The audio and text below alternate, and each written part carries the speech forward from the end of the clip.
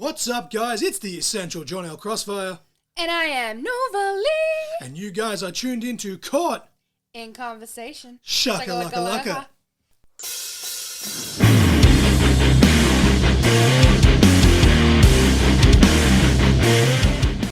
Welcome, ladies and gentlemen, to Caught in Conversation, episode 128, Make Yourself Seen, with Jem Stone. As always, I am your host, the Essential John L. Crossfire. And I am Nova Lee. And we are very, very excited to be doing this episode today. Actually, as we record this intro on Sunday, September 6th.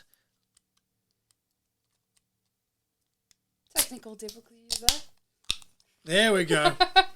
I was just trying to crack my can. We are currently, it's halftime at the NRL Grand Final as we're recording this. This conversation we had with Jem was just under 2 weeks ago, about a week and a half ago. I think it was Wednesday the 25th or Tuesday the 25th, whichever one the 25th was. I think it was a Wednesday. Could be wrong. What is math? What are words? By the t-shirt. But we got to talk to the one and only Jem Stone, as you'll see in the description and the thumbnail and everything else. But Nova's still over here fangirling about this conversation with Jem and the advice that she got from Jem and just the all-round, I guess pep talk is still advice, but just the all-round pep talk that she received from Jem. She got really emotional after we stopped recording and went to bed, damn near happy crying. I'm a caller out here, put her on the spot. You made my wife cry, Jem, in the best way possible, of course. It was very wholesome to see here. But I think we'll just really quickly jump into the song and match of the week, Nova, and I think get into this conversation with Jem Stone, because this has been a very, as we record this, very busy couple of weeks. This is going to be the second week of a double header. This is going to drop on obviously 12 p.m. At 5 p.m, if you're listening to this on the same day it drops, there's going to be a second episode. We're going to do double headers for all of October, hopefully, if no one cancels. But we've been very busy all day today as we record this intro. But you want to give us the song and match of the week, and then we can get to this conversation with Jem, and then we'll time travel to the outro where we can do all the plugs and all the technical bullshit that we do here on Caught in Conversation. Okay, alrighty. So the song of the week for episode 128 was Bad Touch by the Bloodhound Gang. And the match of the week for episode 128 was Kurt Angle versus Joe Hendry, Defiant Wrestling, Refused to Lose, 2016. And now, it was 2 episodes ago now, but again, because we're doing double headers, this is now the second week in a row where we've had a Defiant Wrestling match be the match of the week. But if you'd like to explain why you picked the match, and then obviously we'll explain why I picked the song as well. But why did you specifically pick this match for the match of the week, Nova Lee? So I picked this match because when we asked Jem the first question, what was her earliest wrestling memory, she mentioned about Kurt Angle, and then John Cena answering... the ruthless aggression. Yeah, answering... Slap! answering the open challenge. So instead of going with that match, I thought, at the moment, everything's Joe Hendry. I believe and I'm like, I just can't get him out of my mind. So, it's Kurt Angle versus Joe Hendry. I tried really hard to go one episode without bringing this up, but because Jem brought it up, Kurt Angle's never had a 5-star match. And you know who it was that actually drew my attention to this? It was Joe Hendry on his show Food Fight on TNA+. Yes. There's a cheap plug that I should get paid for, but... So, damn you, Joe Hendry! Full round moment. And the reason we picked the Bloodhound Gang was because it gets further mentioned. The non-wrestling related question that we had was, what is her go-to karaoke song? And spoiler alert! It's Bloodhound Gang. So that's why sure, Bloodhound Gang. Bad Touch by Bloodhound Gang, yes. I should say. Bloodhound Gang by Bad Touch. What? Remix! My brain. But yeah, no, this was an awesome conversation with Jem / Jem Stone. I might beep that out. I don't know if I'm allowed to say that. But this is all one take. But yeah, very, very fun conversation with Jem Stone. So what I'm going to do here, as always, is I'm going to press this little button here. And we're going to get some hype. Nova Lee, if you'd like to introduce our wonderful guest for this episode. Oh, the pressure's on. A ring announcer, just like with Michael Lee, we have a ring announcer, ring announcing, and then another ring announcer. Say that 5 times fast. My God, I've only had one drink and I'm slurring over that. So have fun with that, ladies and gentlemen. Okay. Put your hands together once more. wrestling's most precious jewel, Jem Stone!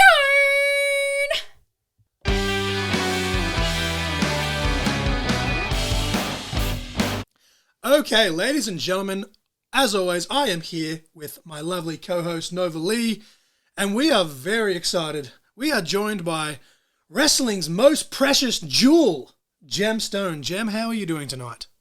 Hello, I'm great. How are you? I mean, I say night. I don't know when this is going to come out. Sometime in the next 2 to 3 weeks once I work out the schedule, but it'll jump on Sunday afternoon. But obviously it's a, Wednesday night? I almost said Tuesday night. It's a Wednesday night as we're recording this conversation. So how's your Wednesday been going, Jem? It's definitely been one of those weeks, I'm not going to lie, and it's only Wednesday, so I understand where you're coming from. But no, otherwise, Wednesday's not been too bad. It's been a quiet one at home. It's a day off work, so I've just been relaxing. I'll be honest, like it's just on, or just past 7:30 as we do this, because DPC, you'll be glad to know that I was fucking 10 minutes late. I'm sorry. This is just how I am. DPC. We obviously, as we record this today, they've just dropped the newest Inside Out movie to Disney. So we're like, hey, let's go rewatch the first one before we watch the sequel. So up until about 30 minutes... memory. Well, pun not intended, obviously, with the movie. But, like, up until about 30 minutes ago, I'm not going to lie, I was depressed as fuck because Bing Bong hit me all over again, and I just... Oh, no. So there's the obligatory Disney reference as well. So I guess that wasn't even intended either. So shout out to GPC, who always shits on me on Reaction He always weasels his way somewhere. Always weasels his way in somewhere. Every week without fail, he makes fun of me for my love-hate relationship with Disney, and I'm just like... But yeah, so this is an awesome conversation because Nova Lee was... And look, I was a bit teary myself, but Nova Lee was a ball of tears half an hour ago. So this is short of Perko mood, I think. Yay! Yeah, absolutely. Time to perk up. But Jem, I know you have done, What If It's Cool as well as other podcasts. So some of these questions may be somewhat of a rehash. So if you want to, you can give an abridged answer to some of these questions. But on Courting Conversation, when we have people on for the first time, and I hope it is the first time, first of many, because you're a very busy woman and you do some pretty cool shit that I'd love to talk about. But the first question we always have the first time around is just to break the ice, and that's just, Jem, what was your earliest wrestling memory? My earliest wrestling memory was... This explains a lot about, like, my wrestling era. My first specific wrestling memory was John Cena approaching Kurt Angle in that open challenge and dropping the ruthless aggression line. That was my hook, line, and sinker. Iconic. That was the one I remember the most. And see, this is where, like, I always, and not to go off on a tangent too much, because I've said this multiple times on multiple episodes, and I don't want to hijack your episode, because not that type of co-host, but every time this comes up, that kind of time period with a lot of people, especially around, I guess we are very similar in age, so it makes sense, but a lot of people, that's, like, I, as a very young kid, watched the Attitude Era with my cousins and yada, yada, yada, but wasn't until, like, my early, I guess, like, preteens, I guess, like, just before I was a teenager, that was my era as well when I really got into it properly, was, the 02, 03-ish era. And John Cena was like my guy. So that's a very popular era, it seems. And I'm just like, the reason for that rant was just like, fuck yes, like I love, like everyone talks about the Attitude Era and we want it back and this PG era sucks. And I'm like, dude, like the Ruthless Aggression Era was technically PG and it was fucking awesome. So it was. But see, my story is exactly the same. Like, I did watch earlier eras as a kid, but nothing really clicked to me until that moment. Everyone's like, oh, it's gone too kid-friendly. And I'm like, at the same time, if it wasn't quote-unquote kid-friendly, there's a lot of people that may not have been sucked in. It worked. But at what point, Jem, from watching, this John Cena promo, did you, like, want to be in the business? Like, was it just hey, this is a cool thing? Or was it later on in life that... Because obviously you've done, and we'll get into this, and the questions will bounce all over the place, because as I said to you off air, I'm ADHD as fuck, and it's just the way Nova and I have tried to structure these questions and flew out, flow in what your answers may or may not be, but you've done, ring announcing and commentary, and we'll get to it a bit later in the conversation, but you're doing a lot of backstage stuff for a lot of different promotions now. So at what point from being a fan did you go, hey, like, I want to be part of this crazy business. And then how did that come to be? It was kind of a prompt from former DMDU co-owner Jay Stevens. So I've known Jane for well over a decade. And they mentioned something about a lack of females in wrestling. And I didn't think too much about it because, like, they'd introduced me to, like, deathmatch and that sort of stuff. And I didn't think too much about it. And then when they dropped that line, I was like, maybe this is something that's doable. Because, like, every kid wants to be a wrestler when they're wrestling in their living room with their family and that sort of stuff. And then you realise, oh, maybe that's not a realistic dream, especially at our age and in our era. It wasn't really a thing for Australians either. So you kind of just move on from that and you get into real life. And then when I started discovering live shows and local shows specifically, DMD was one of the first through that association. And yeah, it just kind of, it started with that sort of conversation, put the prompt in my head. And then I sort of started helping out, with ticketing on the door or packing up chairs. And then it ended up ring crew. And then it kind of spiraled into all of this. And yeah, at the time, I didn't think it would take off, and it just did. That's a pretty, like, so, and then again, the amount of people that, like, before I segue into it, I'm not trying to discount your work, but you like, literally, so many people have said it's almost fell into their lap, and in a lot of ways for you, I guess it kind of did, because you had that connection with Jay. But that's kind of crazy to me, because you obviously, we'll get into it, but looking at where you are now, if you were to put it in like a real world situation, like, you've damn near like started in the mailroom, and you've like you've just worked your way up the ladder. So that's really cool to me. I didn't know that you started doing, and I did listen to the episode you did with DPC, and I've listened to other stuff here, but I didn't realize you actually just started doing ring crew just for the sake of getting a foot in the door, which, one, mad respect, but two, like, yeah, and like, literally as you're talking just then, I'm like, holy shit, like, she's literally, you just started in the slums and now you're all the way up in the penthouse. That's pretty cool. Well, this is the thing. Like, I didn't even see it as a foot in the door as far as ring crew goes. At the time, I saw it as I'm helping a friend get their show going. Like, I'm helping my friend put on their performance. Like, I didn't see it as a segue in. I didn't really start to learn that until I started announcing. And that's when I still do ring crew to these days. I'm doing ring crew for BCW so I can meet Kurt Angle, and the only reason the only reason I'm in that ring crew is because I'm so trusted by the ring crew runners that they know that I'm not going to screw around at the show, and I'm there to do that ring crew job. I'm not there to mark out because it's Kurt Angle. I used Kurt Angle as a rating system on my podcast when Ryan Betson and I used to do that. So, like, I will have my moment, but I also know when my moment is and when my moment is to be professional. So, yeah, it wasn't until I started announcing that it really became like a thing of using ring crew as a foot in the door to other promotions. Hell yeah.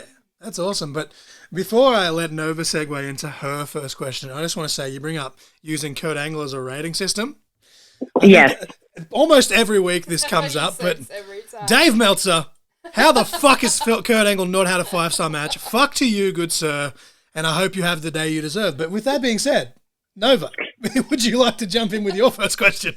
So as John mentioned, you've already answered some of these questions, so we're gonna ask you.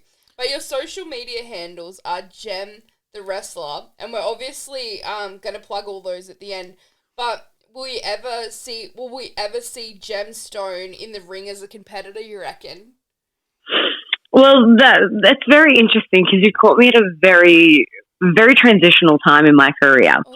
When I came into it, like I said before, Jay mentioned the lack of female talent as far as wrestlers go. Mm-hmm. And that sort of put an idea in my head. So I started training, and then unfortunately I got unwell mentally and physically. I ended up injured as well. So I put that on the back burner for about a year and a half. But I am back at training. I've been working very hard. I have lost 20 kilograms in the last 12 months. So I've been working hard to get myself physically fit, to get myself back into the ring. I am training to wrestle. And I will say before, again, I'm so sorry, Jem. My ADHD brain goes, I need to get this thought out before I forget.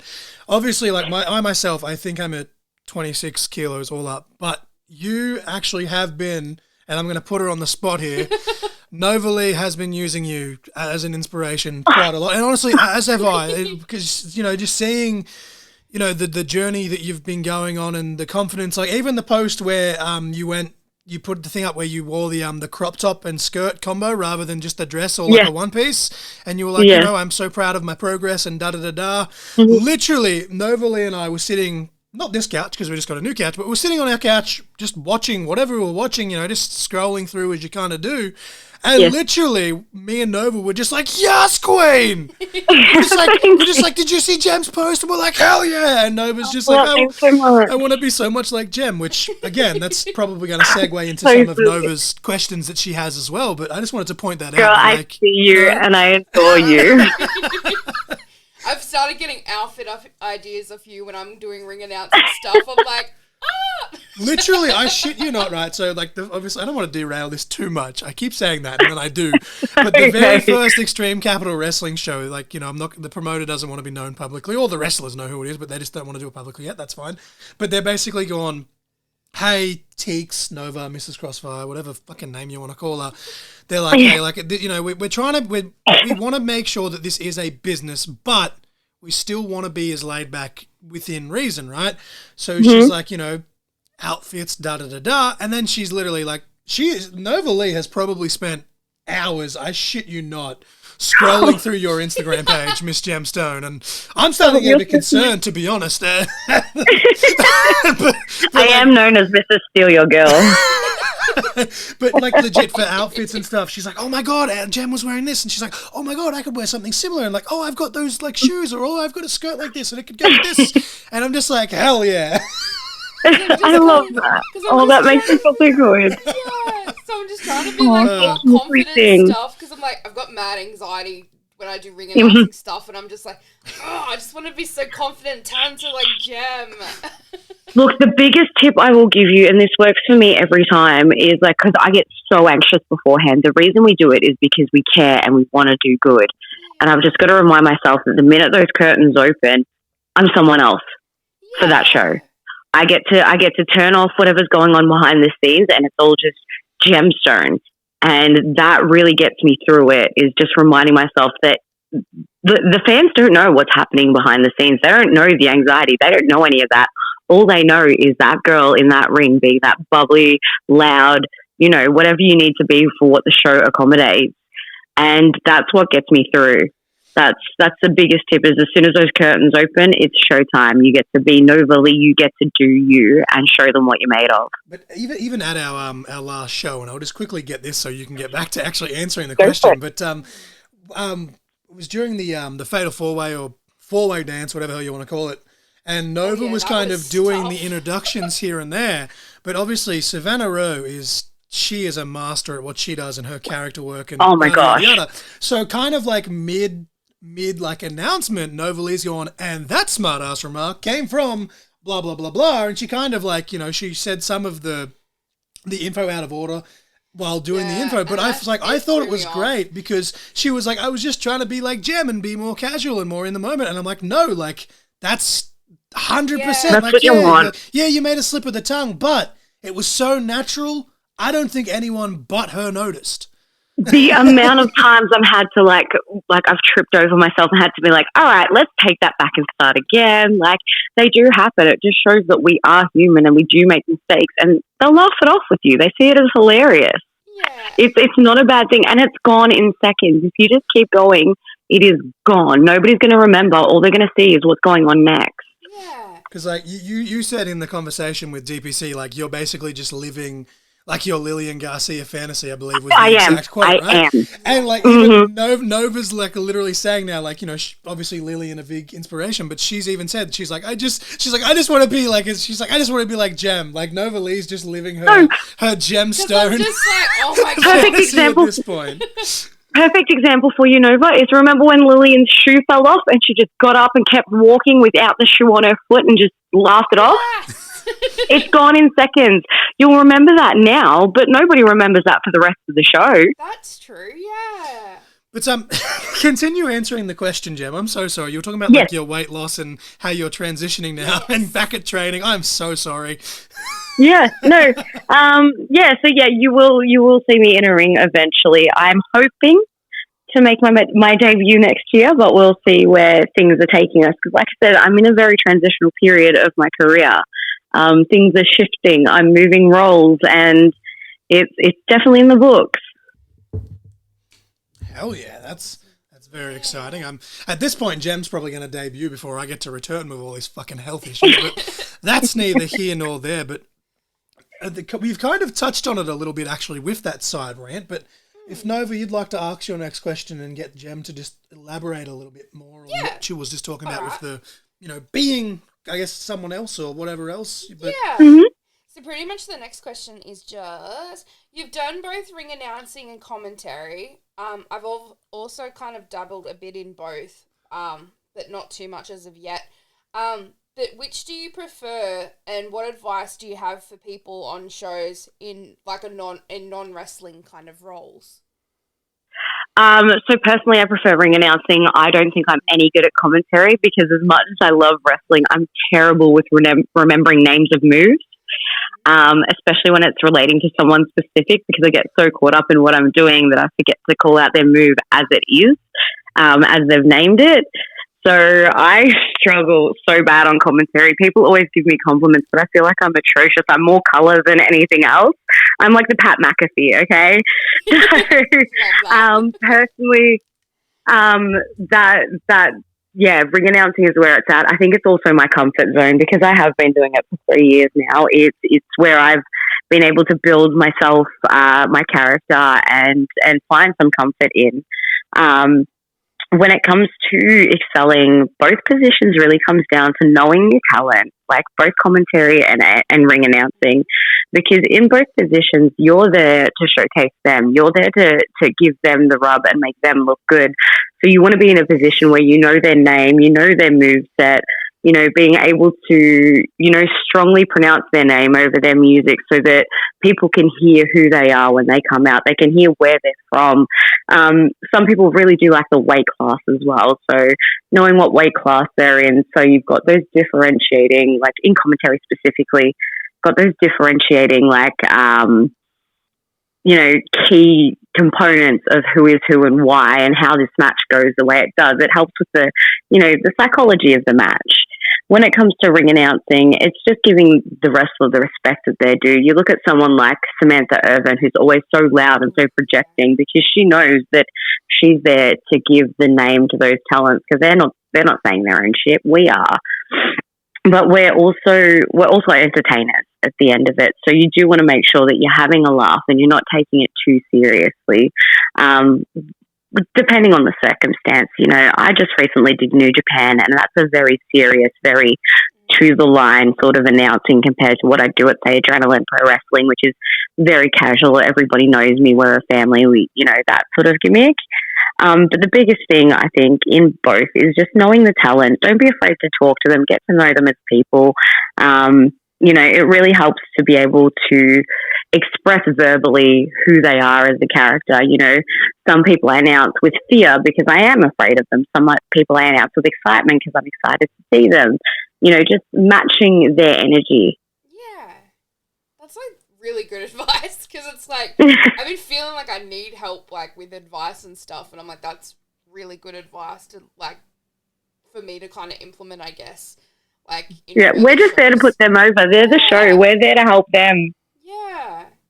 But even with that aspect, like I've only been doing commentary for probably just under 3 years. Probably with the couple of shows I missed, it's probably 2 years worth of experience in that 3 years. But even differentiating our, the Insane Championship Wrestling, which is funny because it's the name of the company, but it's the more family-friendly version between Extreme Capital Wrestling. And granted, we're still finding our feet. Like we're yet to even have our third show, which is coming up in November. Cheap plug.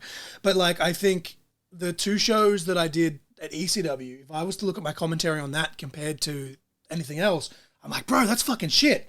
But it's just a matter of trying to find that range, as Jem says. Like New Japan, obviously, way bigger than anything I'll ever fucking touch ever. But ECW, while being more laid back, is still more of a business in the same sense. So it's like, okay, I've got to try and da-da-da-da. Whereas in ICW, because there's lots of kids and I can get away with, if my color commentator says something, I can laugh as a play-by-play, person, and it's okay.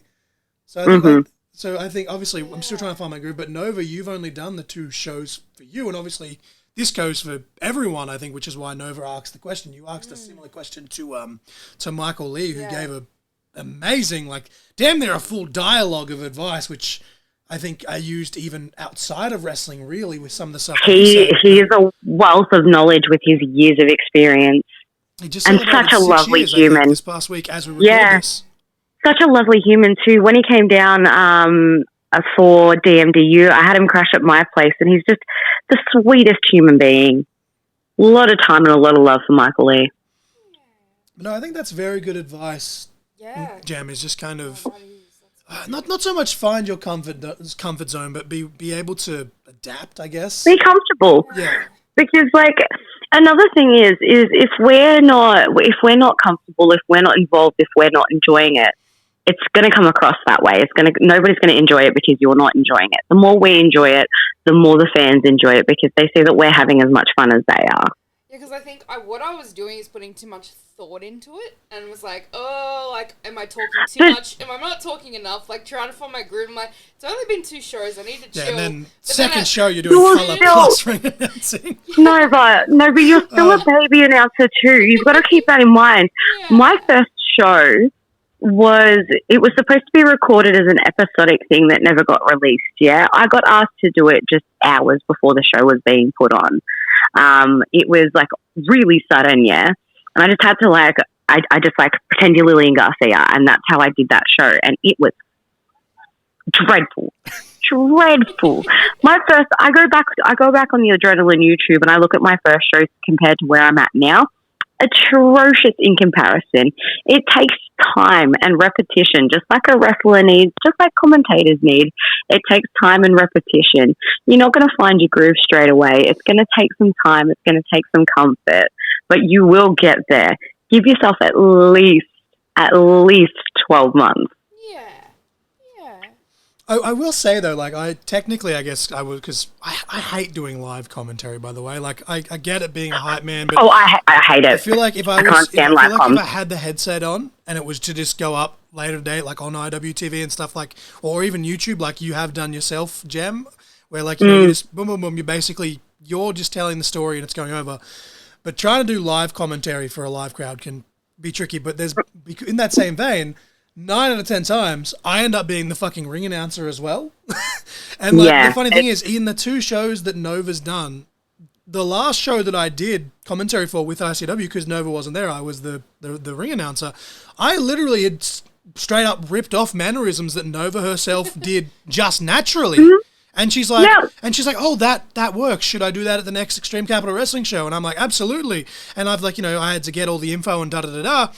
And in my head, I'm like, hey, Nova literally has all this stuff written down. And I was just like, fuck it, I'm just going to rip off Nova. And to some people, maybe they could tell that I was ripping off Nova. But at the end of the day, as I said, it's more family and friends. I just need to kind of get the person over so when it goes up on YouTube. So I'm just like, cool, here's blah, blah, blah, blah. And I did my best Nova impression. In that vein, imitation is the most sincere form of flattery. So that's a nod to Nova knowing that she's doing the right thing if you're mimicking that. Yeah. I see that with Ryan Betson, my podcast co-host, who I've managed to drag into wrestling. He does commentary primarily, and I've moved into some management roles. So I've moved out of announcing into being either a general manager or a manager. And Ryan stepped into those roles. And Ryan often comes to me, did I do good? Did I do this? Did I do that? And I notice when I watch him, a lot of his mannerisms are my mannerisms. And it warms my heart, because imitation is the most sincere form of flattery. And it's nice to know that he sees me as like a goal to meet as far as that goes. See, because I think I was it's one of those things where it was just a circumstantial thing where I just ended up having to do it just for the sake of doing it. But now that's usually how it goes. But now that obviously we've got ECW, there's a lot of the same faces, but it is a separate company and yada yada yada. They've got different things. They're like, no, we want to. There's a lot of that. That's how it works. Want a proper ring announcer, etc., etc. So now that I'm looking at it as, oh, my wife's an actual ring announcer now. It's I've kind of, even just in those 2 shows and now the shows that I've done for the other companies in between, I'm like, oh shit, I'm literally in my groove now of I'm more conscious of. I'm like, I feel like I was doing a good job before, but now I'm really like trying to do it as a person by person thing as well. And it's just like, oh God, this is daunting. I'm like, and same thing as you, Jem. Like I have people go, oh my God, you're the first person that's actually called my moves for the first time in whatever time. But like the amount of flipping backwards and forwards I do between my notepad, like while certain people are in the ring, just trying to memorize those, the moves and stuff, let alone now I've got this extra set of paper in front of me and I've got to try and do my best ring announcer impression. I'm like, fuck, man. Look, I get it because I've had to run the ringer. Yeah. I've done it all. At one stage, I was the promoter, the booker, the ring announcer, the showrunner, the ring crew. I was all of the above on one of my last shows last year. So I've been there. I've done that. I mean, I'm doing it for Oz Pro Wrestling in November. I'm not only am I front of house running for Oz Pro, but I'm announcing them. So it's a lot of work when you're doing that as well. But it's knowing the talent mostly, because then you get so used to calling what their stats are that you get to the point where you're like, I know these two guys. I don't even need the paperwork. Like I'm finally at that point where most shows I don't need a piece of paper in my hand. See, I actually luckily was able to fall in that category as well. Like I still wrote it down for everyone just in case. But yeah, there was a match or two there where I was just like, oh yeah, it's fucking da-da-da-da. And then I've looked at it. I'm like, and that just comes with time and rep. But I got to say though, before we go back into that, because I do a lot of ranting, and Nova as always. If there's something you want to bring up, but you bring up Andy, who we've actually expressed interest in having him to promote Oz Pro Wrestling, but he in his own right, commentary, ring announcing. He's a mastermind at what he does. Mm-hmm. That's got to, like, just as a sidebar, that's got to put a lot of confidence within yourself, right? Because Andy, if he wanted to, could be the front of house and he could do ring announcing and da-da-da-da, but he obviously wants to be backstage to make sure, one, things run smoothly back there, but that's the fact that he's able to put stock in you to be like, hey, he's willing to take a back seat and let you do the announcing on top of, the front of house stuff while he's backstage doing other stuff. That's going to be a nice little, vote of confidence or a little badge of honor there that Andy, because Andy is, honestly, I think he's probably one of the best. It's hard to say because there's a lot of ring announcers in the country, but I'd put him up there probably top 5, whether it's commentary or ring announcing, because he's good at what he does. And again, he's one that's done managing and stuff as well. But the fact that someone of his caliber, who could be like, he could sit there and be like, fuck you guys, like, this is my show, I'm going to do this and this and this, and put myself over as many promotions, not just in Australia, but just around the world. We've all heard those stories of the promoters, trying to put himself over, make himself strong, brother. But Andy could be within his rights, just go, no, this is my company, I'm going to announce. But for him to go, hey, Jem, I want you to announce, and then on top of that, trust you to run stuff just in general, that's got to be a nice little... Absolutely. That was a big roundabout, long-winded question. I'm so sorry. That's okay. No, it absolutely is. I think I knew I had Andy's respect and trust as a ring announcer. It would have been last year. He was working for PCW in Ferntree Gully here in Melbourne, and he wasn't able to work a show. And he suggested me. He put me forward and said, "Hey, why don't you ask her?" And they were impressed enough that they've called me back a few times now. Andy's sort of put me up a few times and referred me to announce for a few companies when he's not been available.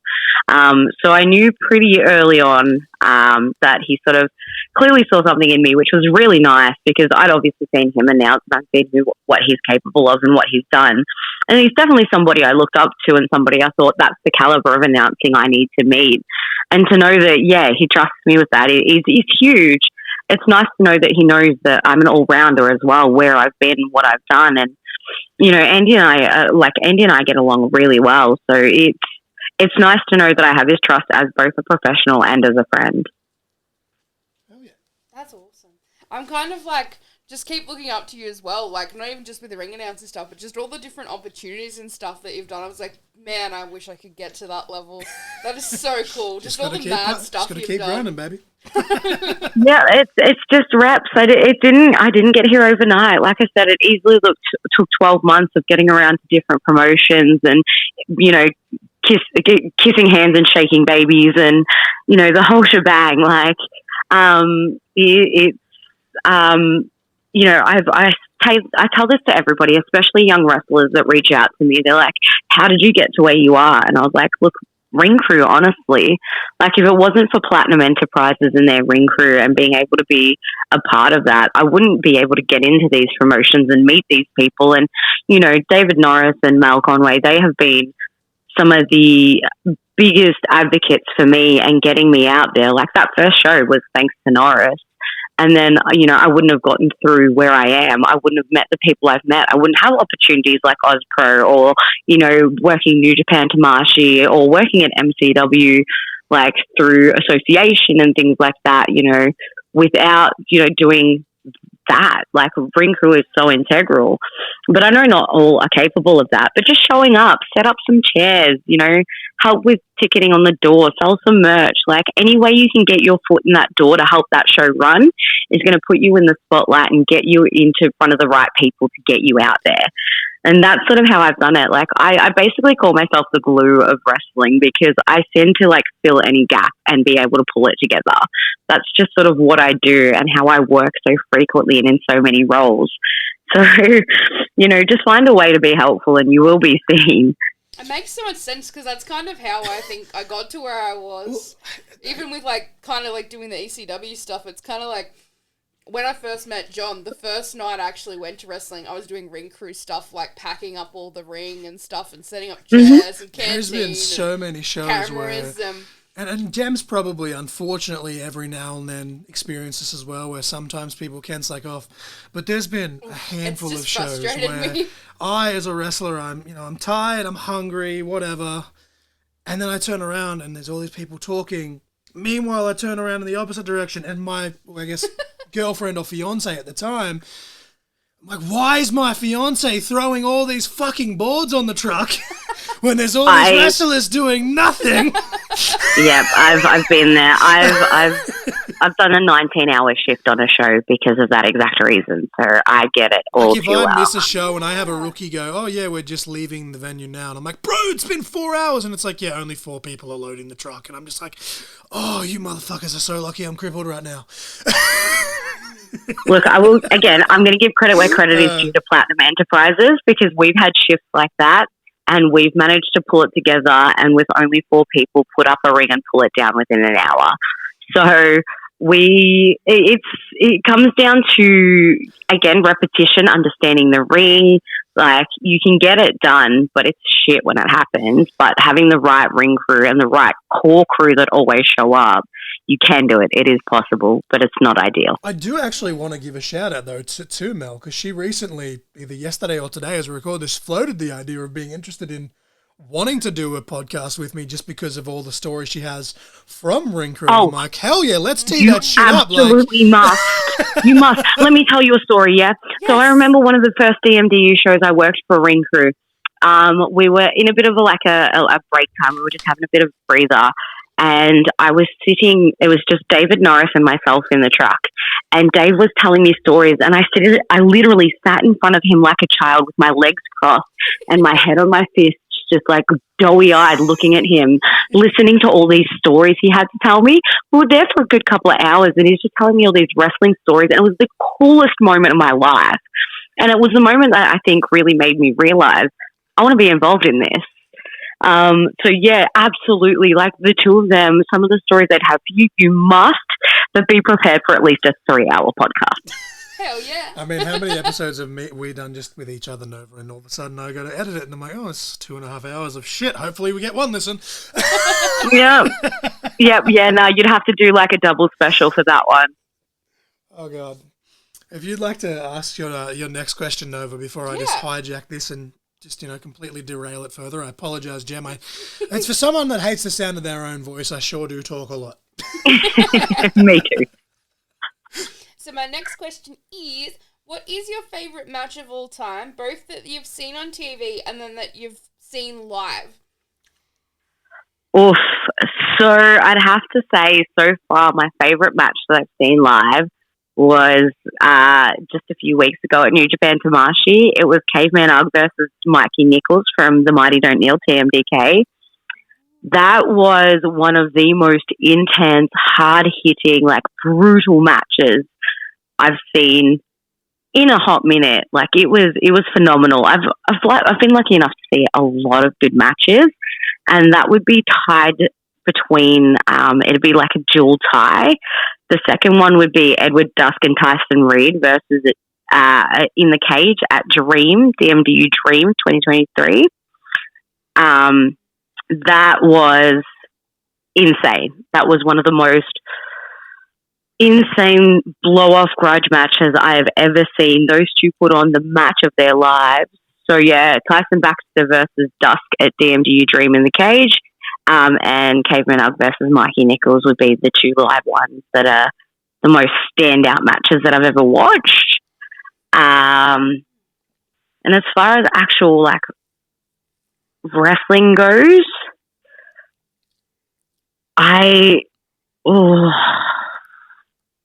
what would it have to be? That one I'd have to think about. I can't off the top of my head pick anything. I'd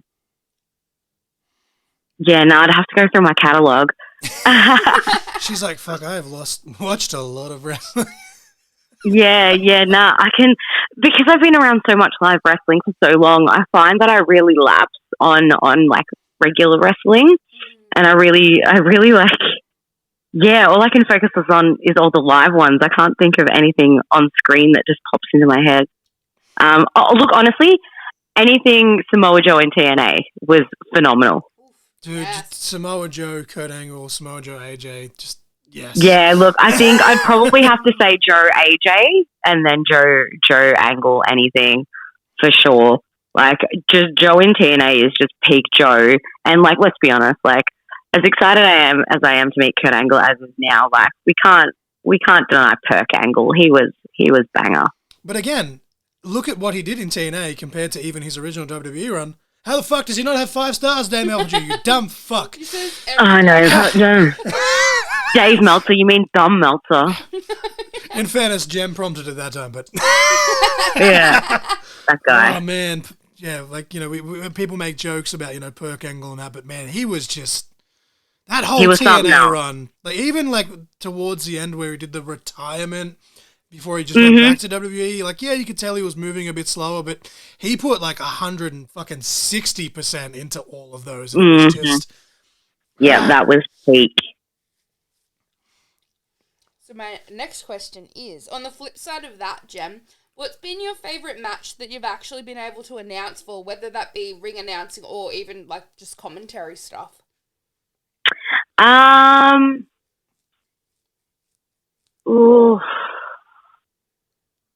My favourite match to announce. That's a good one.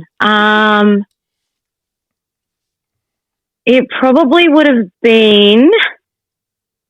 Okay, so a little bit of lore. A few of my friends are actually wrestlers, friends that I grew up with in high school or I went clubbing with back in the day. 2 of those people happen to be Damian Rivers and Richie Taylor. Hell yes. And when I started announcing, Richie had announced that he was stepping away, and that broke my heart because, like, I had the opportunity. I got to go to an MCW show, and I got to watch him beat DCT, another friend of mine now, lovely human too. But I got to do that, and I went to the merch stand to congratulate him, and he came running out at me past all the fans, and it was just this beautiful moment to be involved in something that we used to do as kids because he and I used to wrestle on the schoolyard. So it was weird to be in that moment there together. And then he won the DMDU Heavyweight Championship, and I got caught on camera because I was working ring crew that show, absolutely bawling my eyes out, and he comes running out of the ring at me to hold me, and I'm sobbing into him. Like, I was so proud. And then shortly after I start announcing and he starts to walk away, and it broke my heart because I was like, all I want to do is announce one of my friends. That would be so cool. And then he came back and he did a match at Adrenaline Pro Wrestling, and being able to announce him for that match was huge for me because that was the one thing I really wanted, was to be able to announce a friend of mine. And yeah, it was a really cool sort of all-round moment because it sort of brought it back to where wrestling started for me as a teenager, when I really got into it. So yeah, that would probably be it. The first time I got to announce Richie Taylor in the ring was probably my absolute favorite. I will say though, on that same note, like that's a fucking awesome little sentimental thing to have, but Nova can't really speak for much because she's only been to 3 shows properly as a fan. I mean 4 if you count the first time you watched me wrestle, but every other time it's been basically just been shows that I'm on. But the first show that Nova ever went to as a fan, and I bought front row tickets, was Roll On, and the what's the word I'm looking for? Like the atmosphere and the emotion. I genuinely, I've been to a lot of wrestling shows, and I said this at the night on Twitter for whatever the fuck that's worth. I was in the room in Sydney at World Series where Abyss had his last indie appearance before going to WWE and being a producer, etc., whatever he's doing now. And like that was a very emotional night because again, like a big TNA fan, like loved Abyss, and it was like, but that paled in comparison to just that little fucking rinky-dink basement/church with all these drunken dudes just singing Roll On and, living their best life. And, Richie's brother Zane had 1 or 2 or 10 drinks too many. Like, I've never been in a room with that much emotion probably ever, and I say that as a man that has been married, with all due respect to my co-host sitting right next to me, but that room that night was magical. It was awesome. It's the crowd in all as well. Like, it's kind of like we had intermission, and I have to go into the bathroom. I've had compliments of my outfit by 3 different chicks. I'm like, this is so cool. Like, everyone's One of them was probably me. Could have been. Because that's what I do in the bathroom. The funny thing is, we've worked out that one of them, and it sucks because we didn't actually realize, but we talked to her all the time. Sure it was one of them was Xavier Black's partner, Stacey. Obviously, everyone knows her. Oh, She's Stacey, I love her so much. Stacey Hoping to get her on the pod when we do eventually get Xavier, because her little nickname. Please have them both because they are the funniest people you will ever talk to. You have to have them on at the same time. It'll be the best time of your life. I love them so much. Deathmatch, her little, deathmatch, trinkets and stuff she's making are fucking awesome. So but we didn't realize until months later. They were like, oh my God. She's like, I technically met her and I didn't realize. And she's like, but she's like, she still said I was pretty, so that's fine. So I'm like, when we eventually get them on, we're going to have to bring that up. I have a necklace that she made. I bought it from her, and it's a love heart that's got barbed wire wrapped around it. It's my favorite piece. I wear it everywhere. I keep telling her, I'm like, when these medical bills settle down, I promise. I'm like, I don't know when that's going to be, but eventually I'm going to get some trinket trays and little things because Nova's been eyeing them off, and now she's doing the mirrors and so cost effective. Her prices are so good. But no, the whole point of that rant was just that Richie's retirement was something special, but the fact that he came back and you got to, having that connection in its own, I think even just as a bystander, I guess, for lack of a better term, like just being in the room, like when he retired, and then hey, he's coming back 9 months later. That's special in its own right. But the fact that you guys went that deep back, that's fucking cool, man. Like that is awesome. That is really cool. That was huge. Yeah. But the next question, Jem, we usually ask. It's kind of worded a bit different because I asked wrestlers, but seeing as how you're training, I'm going to ask you both the original version and then a tweaked version. First of all, this is what I usually ask, this is where we get super marky, and this is just how we run this thing. My favorite time of the pod. It's just that, who is your ultimate dream opponent, and what would your dream stipulation be? And then on the flip side of that, for current Jem, who is your dream wrestler that you could announce for? Alrighty, so my dream opponent. Oh, that's a hard one.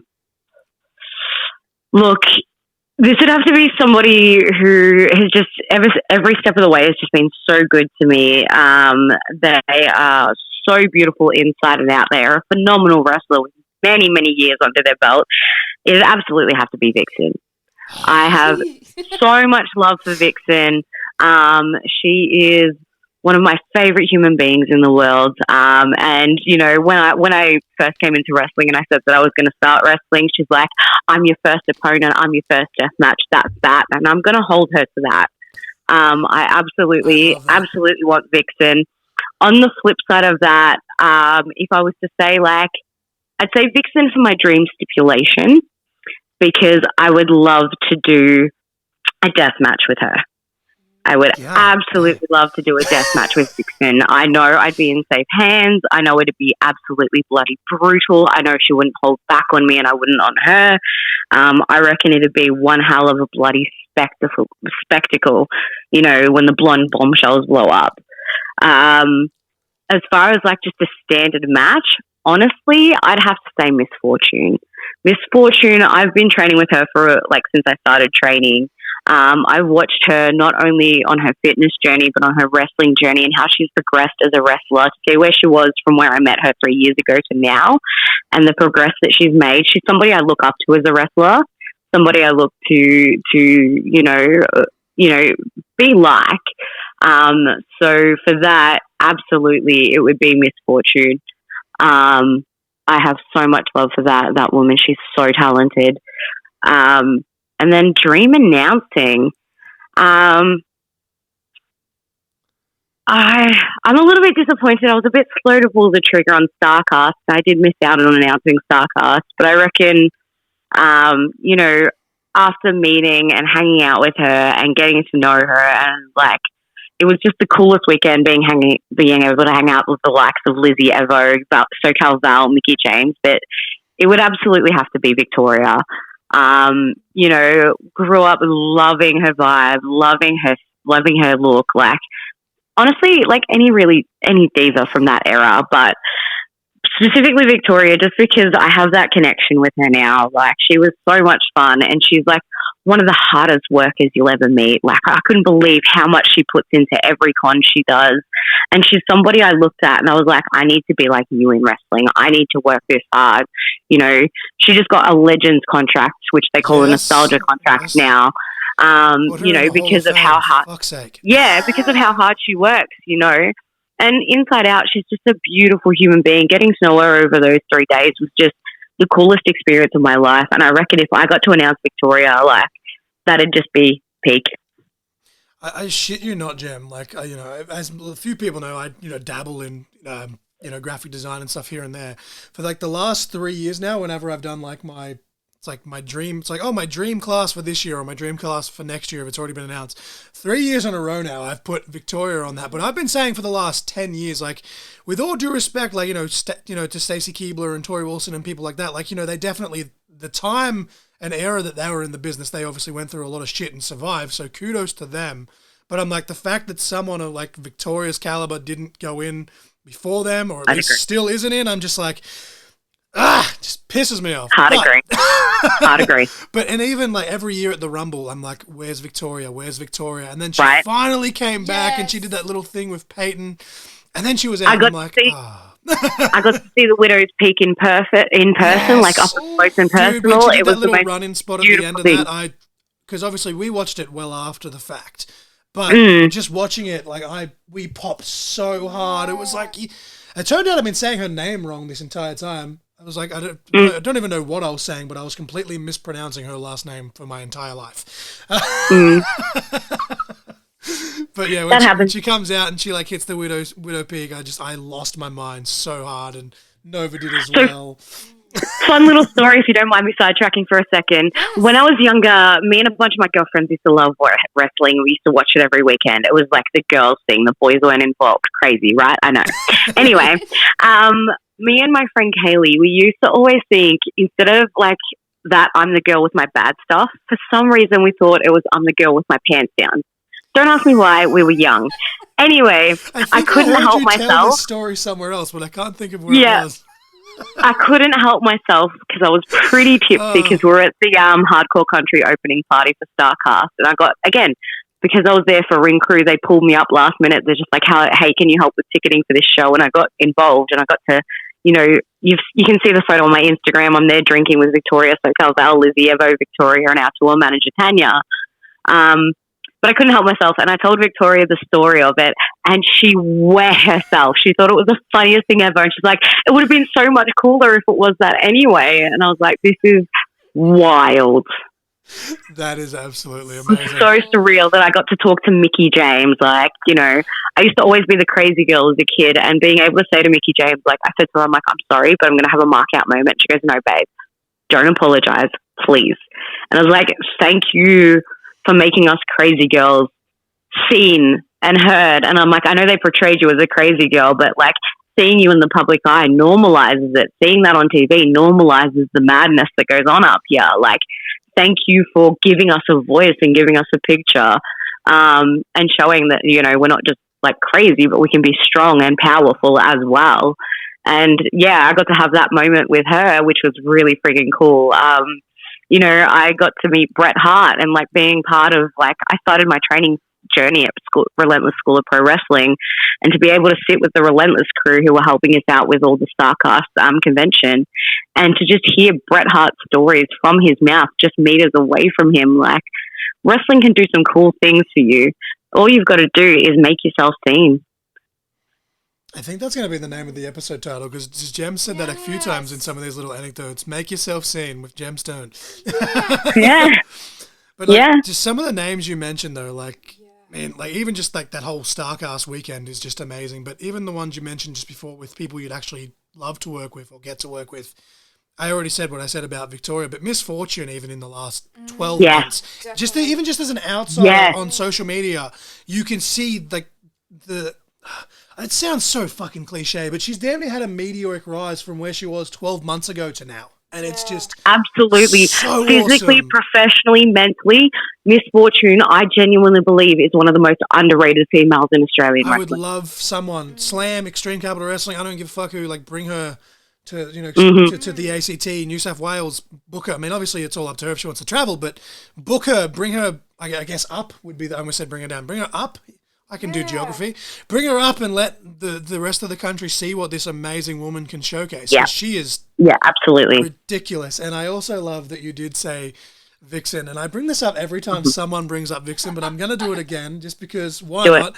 Nova's got a shit-eating grin next to me and she's getting all giddy.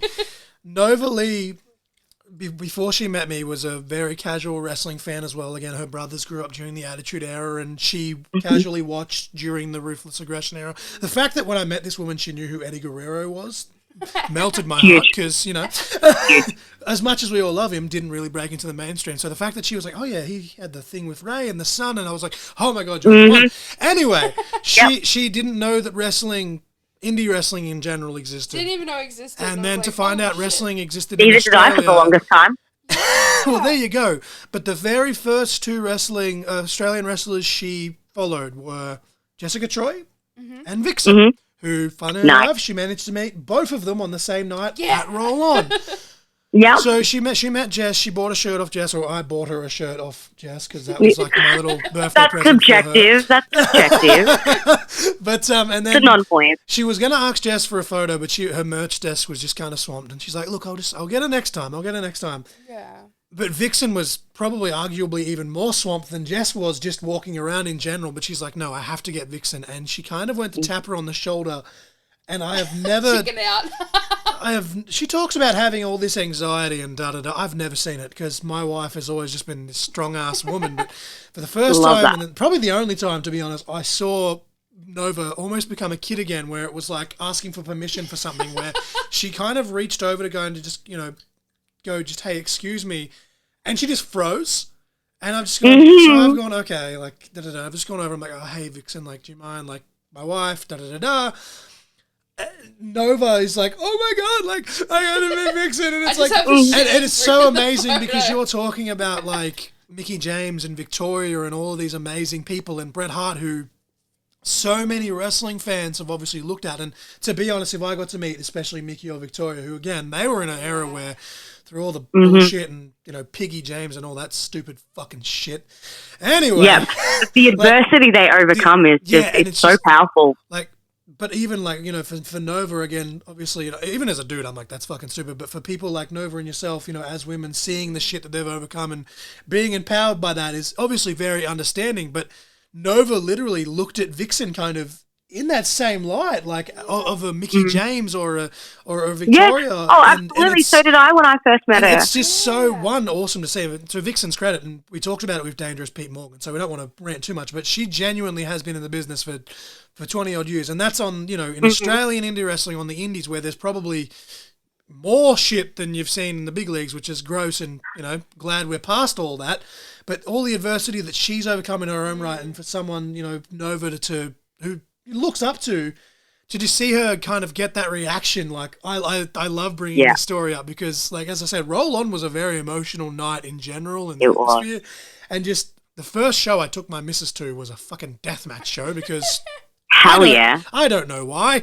Didn't know what to expect. She didn't know what to expect, and she talks about as much as I loved Joel and Richie on that show. Nova still talks about how good that death match between Callan and Vixen was, and just Vixen is someone I would love to get her on this show. And she doesn't do it very often, but Nova, seeing like how much Nova looks up to her, and just being able to witness that moment. It's still even just thinking about it in my head just making me get this big shitty grin sort of thing, you know? Yeah, this is the one thing with Vixen though, is as intimidating as she may seem, she is the sweetest human being you will ever meet. Do never be afraid to approach her because she is just the sweetest human being. She's so lovely. She loves to chat. She's a wealth of knowledge. She's been so good to me over the years. And she's funny as hell too. Like I can recall recently it was her and Joel in a match at APW. And for shits and gigs, she's like, don't tell Joel, but we're going to announce like how much experience we have between them. Because collectively, they've got almost 40 years of experience. So as I was announcing, Vixen's like, shh, and I'm like, it's on the down low. So as I announced them, I'm like, our next match is, I'd call it a grudge match with almost 40 years of experience between them. And I call the match and they come out. Joel does his entrance first and Joel walks straight up to me nose to nose and he goes, the fuck did you just say? And I was like, almost 40 years of experience. And he's like, I'm the same age as you. Thanks for making me feel old, bitch. And I was like, blame Vixen. Take it out on Vixen. She made me say it. Oh, that is amazing. But that's when it comes down to having fun with it as well. It's being comfortable. And this is great for you, Nova, is like, you're a part of the show as well. Play with the wrestlers. Get involved. Let them do things. Like, let them, like, if they're a scary character, be afraid of them. Like, I don't know if you know, but Savannah's creepy as shit and she wigs me out. You should see some of the faces I pull when she's around. She, like, blew me a kiss one of our shows recently and kind of, like, ran her fingertips along the bottom of my chin. And it was the most... I would say I was scared aroused. But it's like that meme, mark me down as my scared. face, my face said, I'm pretty sure I just pooped myself. So, you've got to remember that, like, a part of what we do is being a part of the show as well. So get involved, have those moments with them. I remember a show recently for MXW. It was Gino Gambino versus Bobby Bishop. And for some reason they had a pee test involved and there was a canister of pee. And I went to go sit down near where the corner of it was. And all you hear is Gino yell at me, don't touch the piss. And I just backed up and I was like, I'll just stay on this side of the ring then. God damn, I won't sit down in my chair. Like, you've got to have those moments where, like, you just feel the moment, be involved, let them, just tell them straight up, if you guys want me involved in anything, please don't hesitate to get me involved. And, just play with it, enjoy it. We are part of the show as well. Yeah. So, where am I up to? Oh, here I am. No, we got so sorry, I'm good like that. She just lost what she was up to. That's awesome. I love it. Oh, don't touch the piss. Fuck me. Oh, that's just corpse me. I love that. So I love that so much. You're welcome. Alrighty. So the next one is. Oh, yeah. So we're moving into more backstage stuff. I don't know how much we're actually allowed to reveal here, but Nova, if you'd like to ask your question there. Yeah. So you've also been doing, obviously, like, a lot of backstage work in recent work? In recent time. I wrote a typo in your notes again. I was like, hey, what did I write? You've done a lot of backstage work in recent work for multiple different promotions. That is fucking grade A English, ladies and gentlemen. I'm sorry, Jem. Please try that again, Nova. That's so fine. In your own words. Yeah. Yeah. So, now I'm all caught off.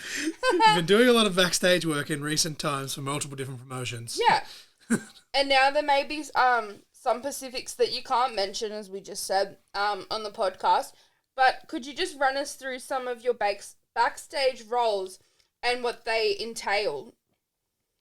Um, so one of the big ones I do is like front of house, which isn't like backstage, but it is backstage when you're not when you're not a fan in that sense. Mm-hmm. You know, anything that's not what's in the ring is backstage to a fan. So for MCW, I do a lot of front of house, which I've been lucky enough to be able to be involved on show as well because of that. So they've had 2 shows there where they've popped me up on stage to do some things mid-show, which was really nice. I do front of house for Renegades of Wrestling, which is when I say front of house, a lot of it is like managing crew to do seating plans and ushering people to their seats, scanning tickets and welcoming people to the show, assisting with merchandise, helping the wrestlers set up and pack down. A lot of liaising with fans, just if they have queries or concerns and things like that. Relaying from the front of house to the back of house where it comes to like letting promoters know what's going on. I'm their sort of direct contact. A lot of time I find I'm like a right hand. I'm there so the promoters can be there in 2 places at once. So that's a lot of what I do for MCW and Renegades of Wrestling. I recently took a step away from DMDU because there's so many opportunities that opened up to me. It was just I couldn't give DMDU the time and attention it deserved anymore. But when it came to DMDU, for a while there, I was all over it. So I was involved in the booking. There was like a committee that I was involved in. I was show running. I was organising. So when I say show running, you're like planning with the venue, dates and things like that. Yeah, all the fun promotory things, getting the ring crew, organising the ring crew, getting them down, getting the ring up and down, organising tickets and social medias and things like that. I did a lot of that for DMDU. A lot of behind the scenes is ring crew as well. When you're involved in ring crew, there's a lot of like, whether you're doing like running of coats and clothes backstage or you're ringside to make sure the barriers are kept in place. I do that both. It's BCW. I do that. A lot of the shows that I work, even if I'm announcing, I'm doing ring crew for as well. So a lot of like back of house, it's not as glamorous as people think it is. It is a lot of like, planning and, organising, and it's a lot of hard work. Like people think it'd be all glorious being back there getting to do the easy stuff, but it's not all it's cut out to be. You're dealing with like, internal like problems and things like that where people are qualming and things like that, and you've got to de-escalate situations, and there's a lot that goes into it. But yeah, it's not all it's cracked up to be. You've got to be prepared to work hard. But I do believe wholly, like I've done a little bit of everything because I feel like I need to learn it all to understand it properly, and to also help me find where I want to be in wrestling. The more I do things, the more I can be like, I'm not sure about this. I like that. So my time in DMDU, it was eye-opening. It was beautiful. I have no qualms about it at all. It was so great. It really opened my eyes to a lot of things like, the merch ordering and things like that. And it made me realize that a promoter is not where I want to be. I don't want to be a booker. I'm not good with the books at all. That's not my forte. I really found that for me, being in the spotlight, being a performer is where I want to be. But I also really enjoy doing, your Renegades and your MCWs and being so forward-facing with fans, because that's also really helpful to get my face out there too. I now go to shows where people will be like, oh, I saw you at MCW, or I saw you, for instance, at an MCW show recently. Somebody was like, oh, you announced Matt Earth last week. We were on the front table. And I was like, I remember you guys. Like little things like that, So like it has its advantages, but it also gives you an insight to how all of the cogs turn in wrestling. And the more you know and understand, like the better you can be, no matter what role you're in. As a performer, it's good to sort of understand where a booker is coming from or a promoter is coming from for their overall show, because you want to know what's going on. But yeah, the biggest thing about it is it ain't as glamorous as it seems to be, but I think it is definitely essential. But yeah, it does entail just a lot of the nitty gritty stuff, like your ring crew, your seating plans, your ushering, your ticket scanning, your merch selling. It's, a lot of that. And occasionally it's shipping somebody back their ring jacket that they've left behind at a show. Yeah. Most are pretty good about it. I've only had to do it twice. So the next part of that question was which do you prefer? But I think you kind of glossed over there that you do prefer being more front of house than. Yes, I definitely prefer the front of house side of things for sure when it comes to the backstage. But yeah, ultimately, I think where I want to be is in the spotlight. That's fair enough. Now, Jem, we always end this on a non-wrestling question, and that's a lie because we actually technically have one more question after this, but it kind of flows into the plug. So for the sake of the matter, we always end this on a non-wrestling question. And we try our best to tailor it to the individual. And we obviously don't know you very well outside of that you're Jem Stone and you're this magnificent, announcer and commentator, and you do all of those things that you just said. You're a jack of all trades from the sounds of things. A one-woman show. Yeah, pretty much at this point. Everything's just the Jem Stone show, basically, in Victoria. Look at the posters. Jem's all over them lately. It's awesome to see. Yeah. But obviously, you do a lot of ring announcing, you do a lot of commentary. That makes me think of a microphone. So, Jem, what is your go-to karaoke song as a little fun fact before we head into the plugs and all the fun stuff? Oh, go-to karaoke song. That's a good one. It'd probably have to be The Bad Touch by the Bloodhound Gang, just because shit's a gigs. Yes. It's a classic. Everybody gets involved, so you're not alone when you're doing it. It's funny. It's just an all-round good time. Have we ever had that as the song of the week on this podcast? I don't think we have. That's a mental note That's when our we song of eventually the edit week. this together and etc. You're welcome. You're welcome. That's what I do. It's what I do. Live on-air editing as we're doing this right now. Okay. What I do. Bad touch. Excellent. Nova, if you'd like to segue into Jem's plugs and that, because I believe you have a question here that was sent in by one Semi Falcon that can, one, I'm sure Jem's going to have fun with, but two, it's going to go into where we can find Jem in the near future, etc., and socials. And I don't know how this got through the censors, Jem. I don't know. I can't wait to hear what the dear Mayor Selmy Falcon has to say. Hit me, Nova, hit me. So now we're just the messengers, so don't shoot us, obviously. I won't shoot the messengers, I promise. But the exact quote was, although I personally don't agree with it, the exact quote was, "Why does Jem continue to disrespect me?" Oh, see, this comes back to what I've said previously on social media. I don't disrespect Sammy. Sammy perceives that I disrespect him. I'm just having fun. I'm just having some jokes with a friend, just having him on, There's always that one friend that you treat a little bit meaner, right? He kind of deserves it a little bit, let's be honest. He's a little bit of the weird friend, but it's all down to perception. Sammy perceives that I've been disrespectful to him. I'm not being disrespectful. I'm being playful. Well, there you go. I personally think she handled that rather professionally. Yeah. Mr. Mayor. What can I say? Unlike our mayor at VPW, I am a professional. Did I say that out loud? That was totally... Just completely ignore that, Mr. Mayor. Now, Jem, where can we find you on social media? Do you have any merchandise, or where can we see you at the next shows? Okay, so you can find me on all social medias under Jem the Wrestler. I go by Jem the Wrestler on most social media, so Instagram primarily, Twitter as well. I do have a YouTube, but it's nothing exciting. I just add clips from other people. If you want to see other shows, you can go through there to see all of that. Next show you can see me at, I will be working front of house Renegades of Wrestling this Sunday for Fever Pitch. That is at the Northcote Theatre. I believe it is a 2 p.m. showtime, 3 p.m. showtime. Check their social medias, Renegades of Wrestling.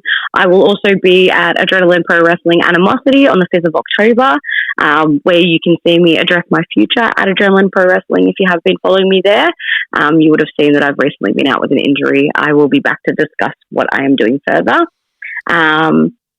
Otherwise, I think that's everything. So that being said, this episode will actually drop either the day after or the week after. I'm still trying to work out some scheduling and stuff currently. But with that being said, you have to go make sure you follow Adrenaline Pro Wrestling and follow Jem Stone. And by this point, she's said what she said. So Now I'm going to have to remind myself to make a mental note because now I want to know what has been said.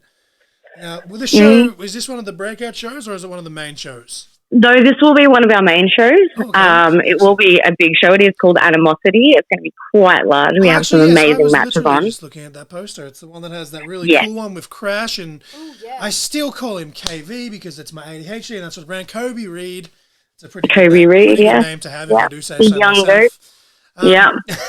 But yeah, I believe that will actually be on IWTV after the fact. So hey, maybe I do believe our main shows usually are.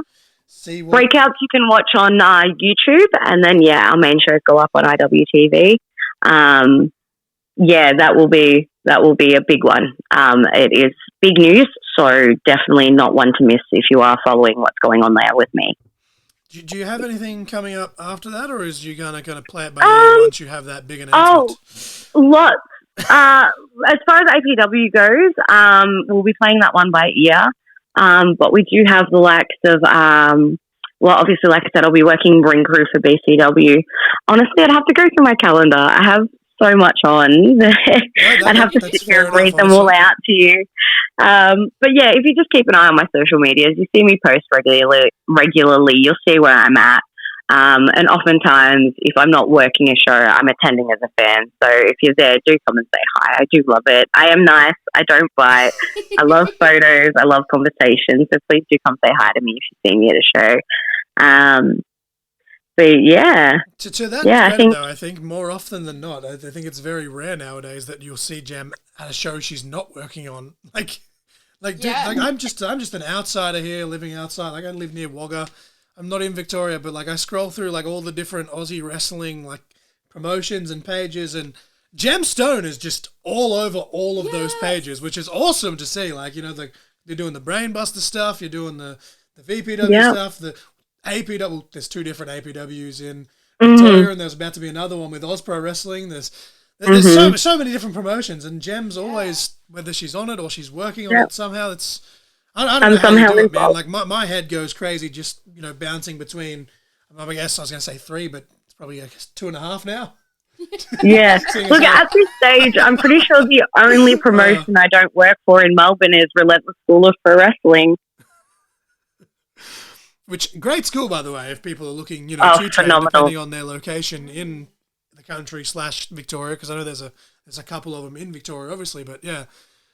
Is there anything else you'd like to ask Jem, Nova, before I let Jem wrap this up? Because I feel I do this every week. We try to write notes somewhat so that we can have ample amount of talking, and then I just talk over her. I think I need a shock. Oh, look, it's a guideline. You don't if you plan it too much, that's where it goes right. And this falls back into what will be helpful for you, Nova. Yeah. If you plan too much, when you go off script, it's going to throw everything out and it's going to ruin the mood. When you have a loose guideline of what you're wanting to do with just the basics, you can bring yourself into it, make it more playful, make it easier to do. You know what I mean? You don't want it to be too structured that it's boring. You want that variance and that movement and that ebb and flow to work with what you've got. So rough guidelines are always good. Yeah, that's a really good advice, because I feel like I script it out too much. I write it all down what I'm going to say, and then when I stumble, it's so obvious because I'm like, oh, shit. Even with the 4-way dance, you're like, oh, shit, what do I say? And I'm like, okay, let's cover this, my notes, and you're like, fuck. My notes are so basic. I'll have, they'll be numbered in the corner, and then it'll just say singles, 1 fall, and then just, name, or if I don't know their details, I'll write it down. If I do know their details, I'll just pop their name. And whatever else they want me to chuck in there. But it's so vague. It looks like I'm dot pointing everything, but that's how you make it more loose and more comfortable. Yeah. Rough guidelines. You don't have to plan it too much, because if you plan too much, it will go awry. One thing I've learned in wrestling is something's always going to go wrong. There's always something to go wrong. And one of the biggest things I live by is it's not the situation that defines you, it's your reaction to the situation that does. So it's how you react and overcome that is how it's going to be perceived. And if you plan too much and one thing goes out, it's like dominoes. But if you keep a loose guideline of it and then one thing goes out, you're like, oh, well, that's a quick fix. Let's just do this. Yeah. Yeah. Makes it more fluid, easier to work with. I'm just getting life advice here with adaptable.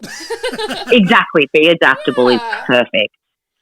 But I feel like, honestly, that applies to just Not even wrestling, like just life. Like, Yeah. Oh, look, in everything, but one thing I've learned is, like, I speak for myself when I say this, but, you know, we're all just a bunch of grown-up kids in wrestling, let's be honest, where we wrestle because that kid in our heart, we're still holding on to them and they love that shit. And we're just, you know, we're going with that.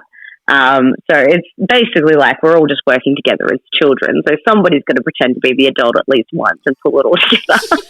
I think we all have, like, you know, I'm 30 in a month's time, and I'm always just like, I need an adult, and then someone's like, you are an adult, and I'm like, you sit on a throne of lies. Only 30. I'm 34 next month. You perceive me as an adult. Yeah. I'm 34 next month, and I'm still probably just turning 14. Just like how Sammy Falcon perceives the disrespect when she's being playful, people perceive me as an adult when I am really not. Yeah, same. Same. Just because I have a big girl job doesn't mean I'm a big girl. Oh, I feel that. 100%. Obviously, not a big girl job. I had a big man jobs or a big person job before I got, you know, medically disqualified. But yeah, I feel that. Yeah, look, yeah. Is there anything else that you need to plug or get past before we wrap this up, Jem? Look, I reckon I should probably close this out by saying Sammy Falcon is a flog.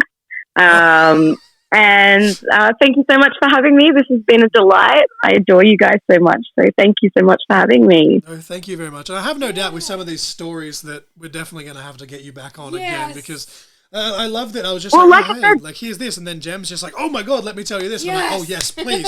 Spill the tea. Like I said, I'm also in a very transitional career, a part of my career. As you'll know, like, you know, I'm now managing at places like Brainbuster. And, you know, who knows what's going to happen with my career at APW. We'll find out in a couple of weeks. But, you know, I'm making some big moves and I'm moving very quickly. So, you know, by this time next year, it could be a whole different story for me. Yeah, we could be talking about wrestling stuff. You're like, so Jem, how does it feel that you've won your 10th championship in 6 months? Exactly. No, Vixen, I'm coming for that deathmatch belt. Oh, damn. Shots fired here. Can I call that match or? Well, you're going to need someone to be ring announcer. You just imagine Jem's ring announcing on the way to the death match. I toyed with that idea, but I was like, it's too much work. I'm not going to do that. I'll just sneak in. You won't need to. You won't need to. I got you, Boo. I got you. But no, I thank you very much, Jem, for taking this time. And Nova has been talking all week about how excited she is to talk to Jem. And oh, me too. I've been looking forward to this. So thank you guys so much for having me. About time. I've been waiting. Right before I hit stop on the recording, though, I do want to just get over that when Nova was, you know, first floated the idea of, hey, Extreme Capital Wrestling, can I be the ring announcer? And then they came back a few months later and were like, were you serious about that? The first person that she messaged was you, and you responded straight away, and she was just kind of like, hey, I don't want to be annoying. And, you know, some of the stuff you did gloss over here on this episode, but some of the advice that she asked, whether it, you know, without going on too much of a diatribe between, you know, clipboards and cue cards and mobile phone and just all the different things, the amount of detail that you put into your response to help Nova. She won't say it because she's too shy and she's too proud. But honestly, even on my behalf, thank you for the amount of effort and understanding and just help you gave my lovely wife and helped ease her confidence when she did take that step. It was really awesome. Yeah. That's my absolute pleasure. Look, I will leave it on this. The one thing that I've always said ever since I came into wrestling is we work better as a community, not a competition. The more we work together and the more we help lift each other up and progress and grow, the better chance we have of making this serious here. You know, I understand friendly competition is good, but the more that we build each other up and help each other move into these roles, like, I wouldn't be able to be, you know, managing at Brainbuster if Ryan wasn't stepping up to ring announce, you know, and that came off, you know, him expressing interest in me putting him forward for that and things like this. Because I couldn't be at VPW this past show, I put Ryan forward for that and I got amazing reviews back. And I know that building him up is building up the community because he's now got a friend who's coming into commentary to fill that void that Ryan's left as he's announcing now. You know, it's building everyone up and it's bringing new people in and it's helping this grow and progress. we work better as a community than we do as a competition. Hell yeah, I think that's so spot on. Well, again, words of wisdom, but with Jem Stone here. But no, I appreciate you jumping on with us, Jem. I really do. I really have enjoyed this conversation. The fact that with Same.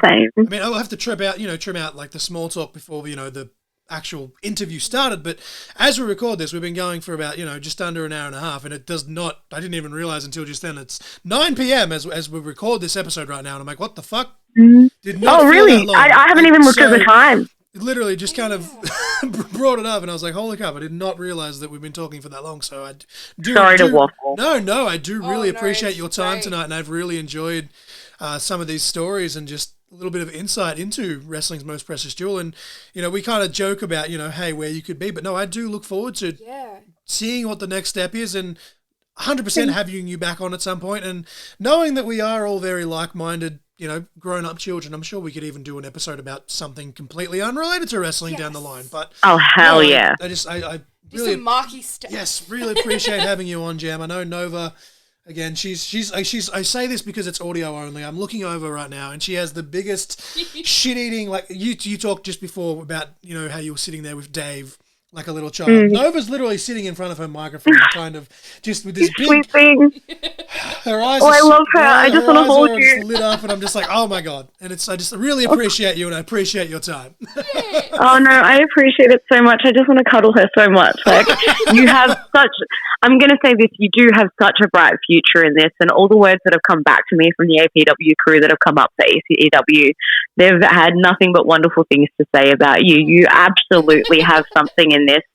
Please don't get too down about it. Keep at it. And girl, my DMs are open. I'll get back to you as soon as I can, anytime with any questions.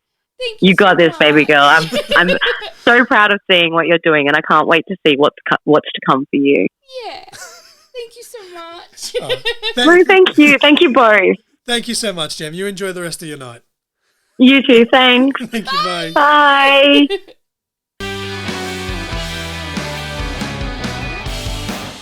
All right, ladies and gentlemen, that was wrestling's most precious jewel, Jem Stone. Didn't do it anywhere near as good as Nova did in the introduction, but that's fine. Everything's fine. I owned you. I'm just a circumstantial ring announcer. I didn't go out of my way to be like, I want to be a ring announcer. By happenstance. So sorry that you're better than me at most things, especially on this podcast. But hey, here we are. No, I really enjoyed this conversation with Jem. A lot of fun little stories in there and really got to know who she was. I was worried that because, she had been on my friend DPC's podcast and other podcasts, I was like, crap, we're just going to ask her the same generic questions and I'm going to feel terrible. But no, we had a really great time with Jem. Really fun. Cannot wait to talk to her again in the future regarding what she does or doesn't have and come up. Obviously, she's part of a plethora of companies right now. She's part of...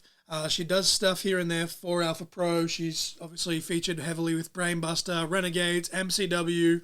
But as mentioned in this conversation, it was actually yesterday, as we're recording this intro and outro, she did have that big announcement for Adrenaline Pro Wrestling, and I'm still yet to see what that announcement was, so I'm going to go suss out the Adrenaline socials probably once this football game finishes and see what that's all about. You guys, again, she's worked for a plethora, what are words by the T-shirt, she's worked for a plethora of companies in Victoria, but definitely I'll put the links to Adrenaline specifically so you can go follow them and find out what Jem's announcement was and all that. But obviously just go follow Jem on all the socials that she mentioned as well. She said she's at Jem the Wrestler on just about everything, and I'll make sure to mention them individually as well. But yeah, go follow her, see what she's up to, see what she's doing next, follow her journey. Again, just really appreciative of her time, and Nova especially is very, very appreciated, very appreciative. The advice was appreciated. I can speak English, ladies and gentlemen. I host a podcast. This is a professional production. Oh, sweet mother of God. But no, thank you, Jem, for coming on. Thank you for having this conversation with us. And as we said, I feel like we'll have Jem back on. Again, we've never met her in person, but she is our people. She's just she's I'm got just the same. A Jem fan, She's got the same vibe, and we really appreciate it. I marked out a little bit too because some of the people that she's announced for and work with, and rub shoulders with. So I'm just a cool. guy with a microphone. What right do I have to be interviewing? And I hate using that word because in a conversation, that's why the show is called Caught in Conversation. But what right do I have to interview or, partake in an interview? Obviously, it wasn't a one-man job here. I was with my lovely co-host that's here with me. But what right do we have to have the job of interviewing such a lovely, wonderful, talented individual is my is my thing. But no, I really, really did enjoy this conversation, Jem, and I'll say thank you again for like the 100th time. We just appreciate it. Novely, if you'd like to repeat the song and match of the week, and then we can jump into all the plugs and all the fun stuff. Okay. So the song of the week for episode 128 was Bad Touch by the Bloodhound Gang. And the match of the week was Kurt Angle versus Joe Hendry, Defiant Wrestling, Refuse to Lose, 2016. I just want to point something out here, right? I was going to bring it up in the intro, but then I went on like the whole rant about like the 5 stars just because I was trying to get that joke in. This match stemmed from Joe Hendry shooting his shot on Twitter saying, I want to wrestle Kurt Angle one day. Now, I don't know when, if, or how I'm ever going to get cleared, but I've put this out and I've put it to Joe Hendry, and Joe Hendry liked that tweet. I want to wrestle Joe Hendry, and I've wanted to wrestle Joe Hendry well before he blew up the much that he has today. So I'm hoping he doesn't get too busy or too big time to remember the little guys. But I want Joe Hendry. Somehow, some way, I want Joe Hendry. That's all I'm saying. I'm going to make it happen somehow. Even if it's only in 2K, it still counts. Not really, but that's about as close as I'll get. But I'm still going to try. I'm still going to bug him on social media. Hopefully he doesn't block me. But the funny thing is, right, Joe Hendry's currently in this feud with Josh Alexander, and he used the ankle lock on Josh Alexander, and it's kind of pissed me off a little bit because on commentary they're acting like he's stolen Josh Alexander's ankle lock. This match was 8 years ago, which is crazy to think that it's already been that long ago. Joe Hendry got permission then from Kurt Angle to use the ankle lock. Exactly. So shame on y'all for changing the narrative. That's my TED Talk for the day. But of course, as I said, follow Jem.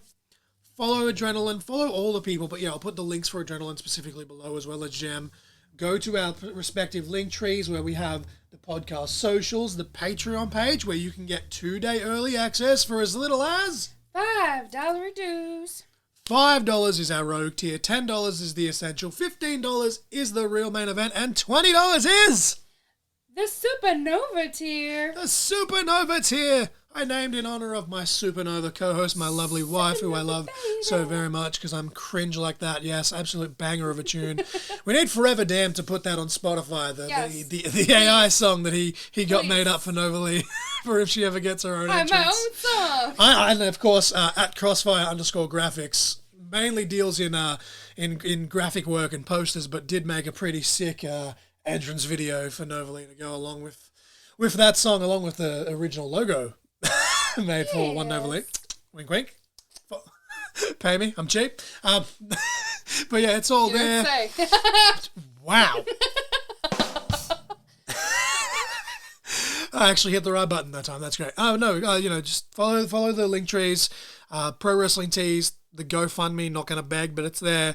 The Amazon wishlist, something I am going to beg for because I can't afford the shipping on that sumbitch. If it was free shipping, I'd probably be able to stretch it. But currently, I have a Ninja Turtles Raphael pizza cutter on there that Novely wants really bad. So, of all the 14 countries that we're in, and as we record this, the 120 plus downloads we got in a 24-hour period, where the fuck did they come from and why?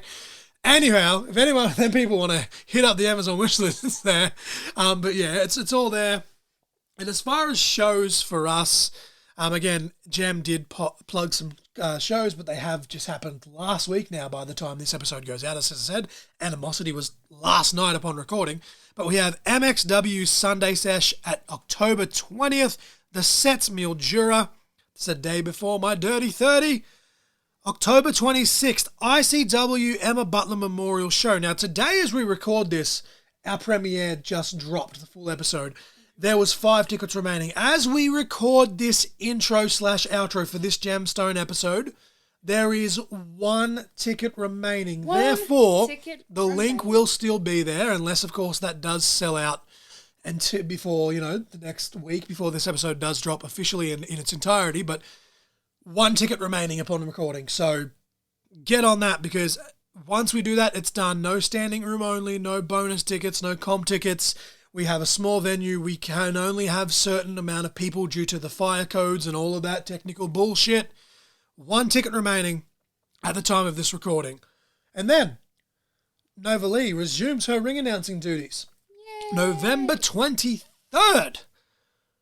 ECW. Hard Day's Fight. ECW Extreme Capital Wrestling's 3rd show. I'm very excited. Obviously, I'll be doing commentary at the Emma Butler Memorial Show as well, which, as we keep saying, if you do have a ticket, 25 shirts, $30 each, $10 a shirt, that is $250. And then 10% of my general merch as well. So it all depends on how much of my merch that you guys buy. Blah, blah, blah, blah, blah. Hashtag what are words? Buy the shirt on prowrestlingtees.com/crossfire. That wasn't even an intentional plug, but if I'm going to flub my words, I'm a roll with it because it's one tag, baby. But yeah, we're raising money for a great cause. As we said, 1 ticket. And then, of course, I will be doing commentary the next month. And then finally, since May, Nova Lee will do her 3rd official show ring announcing with Extreme Capital Wrestling. And then at MXW, all for 1, 2. And I always make the joke, is it all for 2? Is it all 2-1? I don't know. There's lots of numbers, lots of words, making no sense to me. But oh my lord, that was a spectacular try save in the background. ADHD as fuck, trying to watch the football and do work at the same time. I'm sorry, Jem, we're trying to cram all this in. MXW all for 1, 2. Of course, the MXW Rumble. The winner gets a title shot at the MXW Heavyweight Championship at the next MXW Geelong show. Date currently pending. Might even be announced that night for all I know. And of course, the huge main event, Nova Lee. Someone that we mentioned in this show with Jem, Richie Taylor, takes on Bobby Fish in the main event.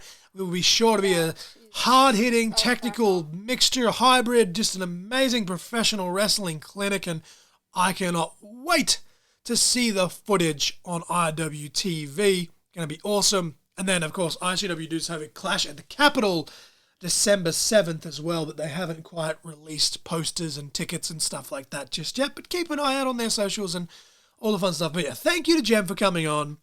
Thank you guys for coming on this journey with us. Some of these episodes in the next few weeks might be a little all over the place just because the conversations themselves are great and we got it lined up, but trying to cram all the intros and outros in for the next month of episodes that we've got lined up, they're all going to be a week or two in advance, like in the can, which is great, but we try to hold off doing the intro and outro a little bit where we can, just in case there's info that we've got to cram in there. But as of now, the next medical appointment isn't until December, so I think it's fine if we get them in the can and ready to go. Possibly could be at a special unveiling for my eye hospital, a new like ward thing that they're opening up and they want me at. So who knows? By the time this episode goes out, I might have put the information about that on my socials. But yeah, just keep an eye on everything. Keep an eye on the links. I'm ranting now. I want to wrap this up before we go to an hour 40. But yeah, everything's there. I am the essential John L. Crossfire. And I am Nova Lee. I'm pretty sure I've covered everything. If I've forgotten something, then sue me. It's a free podcast. I am the essential John L. Crossfire. And I am Nova Lee again. And you guys have just been caught in conversation. Shakalaka with these shambles. Titty sprinkles. The shambles. Titty sprinkles. Oh, you and your titty sprinkles.